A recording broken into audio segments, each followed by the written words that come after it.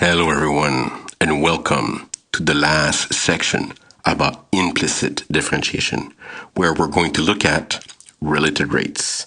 So, related rates are basically word problems for implicit differentiation. So, we give you a fat paragraph, and you need to figure out your own equation that will depend on two or more variables, where you're going to have to apply implicit differentiation ideas to answer the question. So the goal of this section is to use implicit differentiation to solve related rate problems, so word problem or text problems.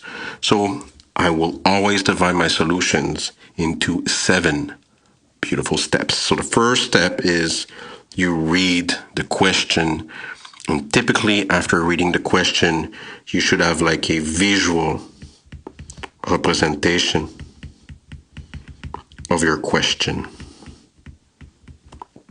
So a good picture will always help figure out all the variables needed to solve the problem. So all our questions will be based in this section on geometry. And so we're going to only use geometric ideas in our problems. So the second step is, once you have a good picture, is to identify any quantity that varies over time, so any variables. And like I said, the picture will be very useful to understand what is changing over time here. Some quantities will be fixed over time and some quantities will change. Those who are going to change, you need to assign to them variables.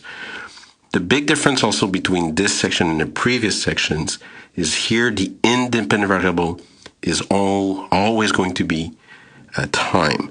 And meanwhile, every other variable will be a quantity that will change over time. So it will be a dependent variable. So we'll have more than one variable that will change over time. So after you have all your variables identified clearly, typically on your picture, you should label any rate of change, so any derivative. So rate of change is just terminology for derivatives. So you should label any derivative that are given. So there's always going to be some rate of change given inside the problem. So you should write down any rates that are given to you in the problem. And then the question is always about one rate that is missing. So one derivative will be missing. You should label that one down too. Of course, using the same variables that you assigned in step 2. Then you need to construct an equation that links all the variables together, typically using geometry, especially in our examples. Sometimes, of course, if you have like an equation that comes from other ideas in other fields. Anyways, you use whatever theory you need to get those variables inside one equation that links all of them. And then what you do is you do implicit differentiation. Again, here, it will be easier to illustrate that with examples, but here, every variables will be quantities that we don't know explicitly, but that's okay. We're going to use implicit differentiations ideas to get their derivative. So it's fine. So here it works. The same theory works. Before, in our previous sections, the only variable that we did not know explicitly was y.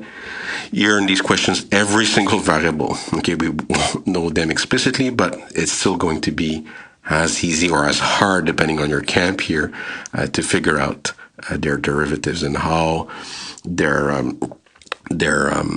the variables and the rates are related together. So here, by doing implicit differentiation, you will create that equation that links together everything, all the variables and all the rates. And typically in these questions, not typically, in every single question, you will have enough information in the problem to replace numerically everything that you know so that you can isolate the missing rate of change that you are looking for in step 4. So here, use all the numerical information available or figure out which is what is missing using the geometry of the problem to figure out what's missing all the way until you only have one quantity that you don't have, which is the rate of change that is missing in step 4. Anyways, a lot of blah, blah, blah, blah, blah. The best way to digest this shit, okay, is by looking at some examples. So here we go. Let's go jump in our first example. Let's look at our first example. Will uses a ladder, which is 3 meters long, to spy on my mom, who is dancing near a window in our apartment building, which is 2.4 meters above the ground. Of course, I see this and I get very angry. So even if my mom treats me very poorly by making me live in Gotron Prime in very small rooms, I get angry and I decide to pull the ladder away, so to the right, at a speed of 0.3 meters per second. Assuming the ladder always stays in contact with the wall and also that the ladder always stays in contact with the ground, compute the speed of the falling wheel when Bob starts to pull the ladder down.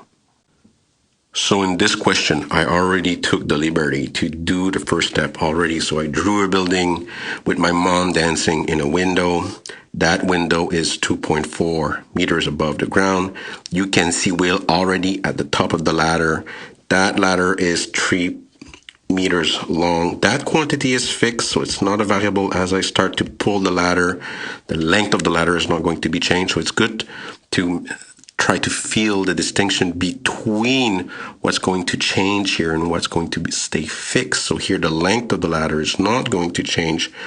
So here I'm starting to pull the ladder away, so to the right, so the ladder stays on the ground. I just pull the ladder to the right.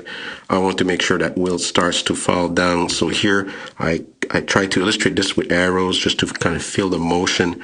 So Will is going to start to go down while I'm going to start to go right. So his height is going to be decreasing, and then my distance, let's say my distance from me and the building, is going to start increasing. So here there's some quantities, and I can already feel here there's a right triangle with a height and a base, where the height and the base are going to change. So here I'm going to use this to label my variables. So the second step here is to label the variables. So I'm going to call x the distance between myself and the building, and I'm going to call y the distance between Will and the ground. Okay, so here are my two variables that I need, so I can label them on my picture. So here x is the distance between me and the wall, and y is the distance between Will and the ground. So of course, initially, so we know initially, this will change, but initially the value of y is 2.4 meters because Will is at that window. What about x though? Well, x is not given, but we have a right triangle. So if we have a right triangle and we know the hypotenuse is 3 and the height is 2.4, using Pythagoras' theorem, I will let you double check that initially. So if you take 3 squared minus 2.4 squared and you take the square root, initially x is 1.8. And this is very typical in these questions. Any unknown quantities that you don't know in the beginning can be figured out somehow, typically using basic geometry. So the third step is to identify any rates of change that we know. So the third step is what are the rate of change. So here the trick, what I like to do is first think about how is this question changing over time. So we know y is decreasing, we know x is increasing. So it's actually good to write that down, that y is going to be a decreasing quantity, and meanwhile x is going to be an increasing quantity. How are these quantities changing over time? Well, in the question, we know that I'm pulling the ladder to the right by a speed of 0.3 meters per second. That's how x is going to change. If I'm asking you what's going to be x in 1 second, well, it's going to be 1.8 plus 0.3. So here we know the rate of change. We know how x is changing over time. The proper notation for this is that the derivative of x with respect to t is equal to 0.3 meters per second. So that's the rate that we have. The one that we don't have is how is the rate of change of y changing. But that's okay because that's the question. So here the fourth step is to identify the rate of change that we're looking for. And in this question, the one we're trying to find is how is the variable y, how is y going to change with respect to time? So we're looking for dy dt. So poof. So that's the one we're looking for. So we don't know dy dt. So by the way, I forgot to mention this, but it's very, very important. So here, the reason why dx dt was plus 0.3, it's because I know x is increasing, so it's positive. What about dy dt? What do we expect here? Well, because y is decreasing, we expect this quantity to be negative. So we expect dy dt to be smaller than 0. So if you are doing some computations, you expect the final answer for the numerical value for dy dt to be a negative value. All right, so now we need to find that equation. So the next step is to find that equation that's going to link the two variables. But here we see, I already kind of mentioned this, I actually kind of already used this for the computation of the initial value for x. These two variables are linked together using Pythagoras theorem. So here we go. So the equation that is linking everything together is that the base squared plus the height squared is equal to the hypotenuse squared. So poof. So x squared plus y squared is equal to 3 squared.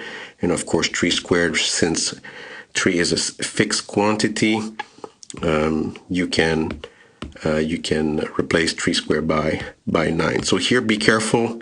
Sometimes it's very tempting to replace x by 1.8 and y by 2.4 because they are given, but those are initial values that are changing. So in step 5, any quantities that are changing, you should leave the variables in the equation. So here we're not plugging 2.4 for y and we're not plugging 1.8 for x yet. Only the latter at 3 is fed in this equation. So that's the equation that links the variables together. Okay, and now the implicit differentiation question starts. So the 6th step is the implicit differentiation part. So what you do, you start with the equation that links the variable together. Poof. And what you do, you differentiate on both sides. So you're computing the derivative with respect to t on both sides. So you just have to add the d dt in front of both sides of the equation. So here we go. Poof. Okay, so you have, no, that's not what I wanted to do.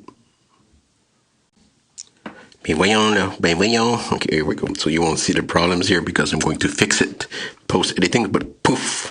So you just compute the derivative on both sides. So now, how do you differentiate? So here you have to be careful. It's slightly different from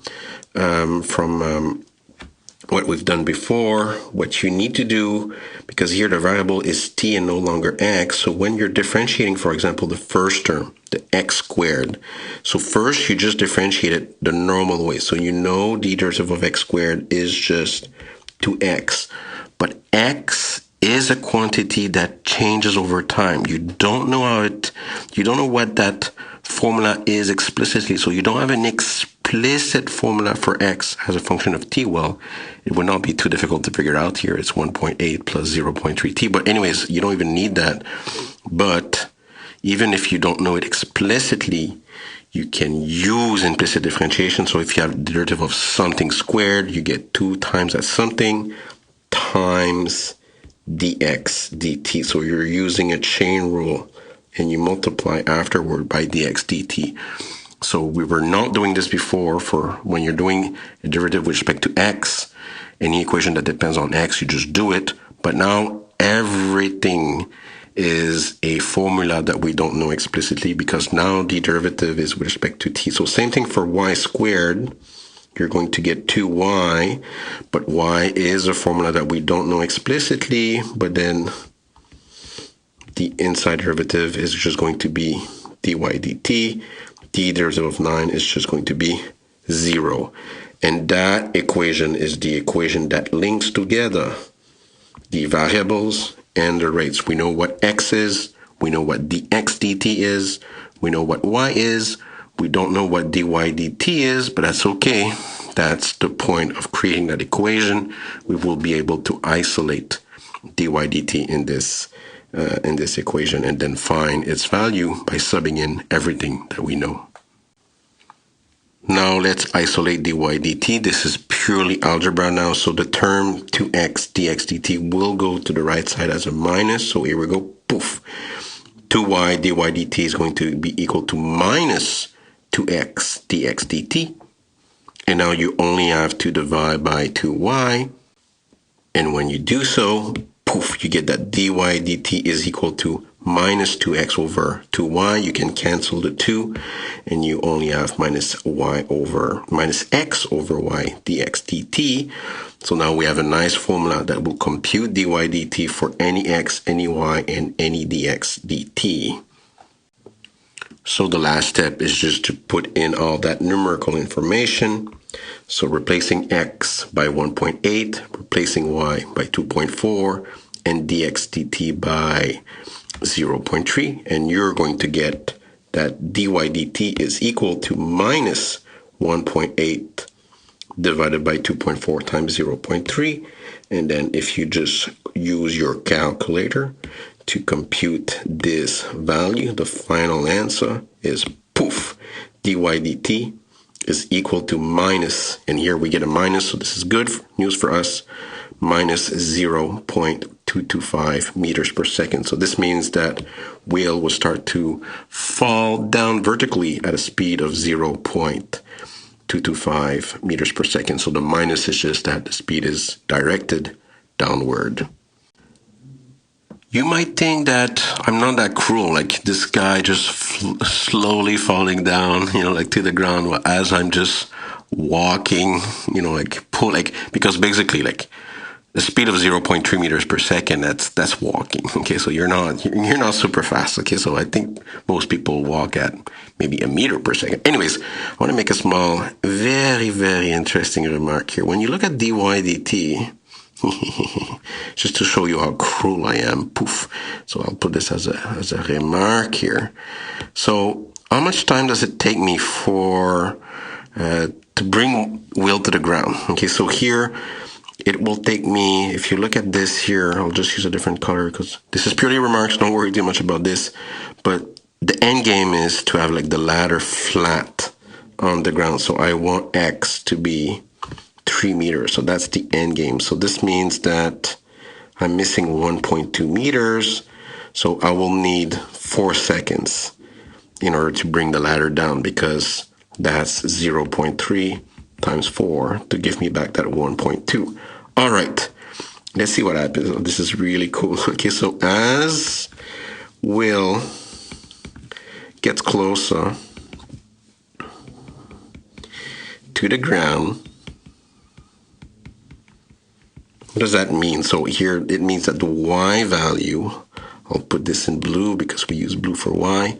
So the y value is getting closer to 0 plus.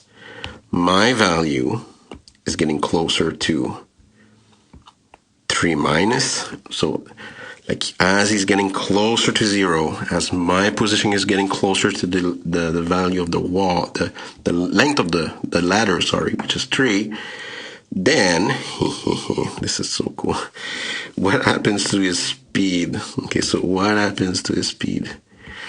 So the dy dt, so when you look at the formula here, what do we have here? So we have minus 3. So 3 minus will go to 3. The y is getting closer to 0, so I cannot just put a 0 here. I need to put the 0 plus. This is like a limit idea, of course, times dx dt, which is 0.3. You can see that this quantity is, of course, going to blow up to minus infinity. So his vertical downward speed is going to approach minus infinity. So, of course, as Will hits the ground, his energy is going to be 1/2 mv squared, where v is infinite, well, minus infinite because it sounds downward, he's in trouble. Actually, I'm also in trouble because with that much energy, everything will be destroyed. That's really, really messed up. Of course, here, there's something that is inaccurate in terms of physics, but let's just assume we're stuck with our mathematical reality. Bye-bye to for Will. Bye-bye. Okay, he just is blown away by this ladder hitting the ground in 4 seconds. So here's something I could have written down too, just to include time here. So t is getting closer to 4 minus. So this speed is just... So here, maybe I'll just write this as a funny remark here. So Will smash the ground.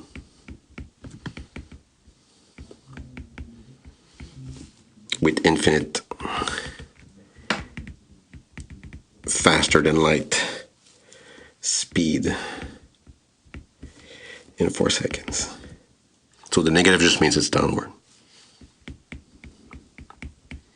Nice. Now you should run to your physics teacher and ask them, what's wrong? What's wrong with Bob? Okay, why is he so cruel? Well, I just love my mom so much. All right, so for that video, that's it. That's all. Bye-bye.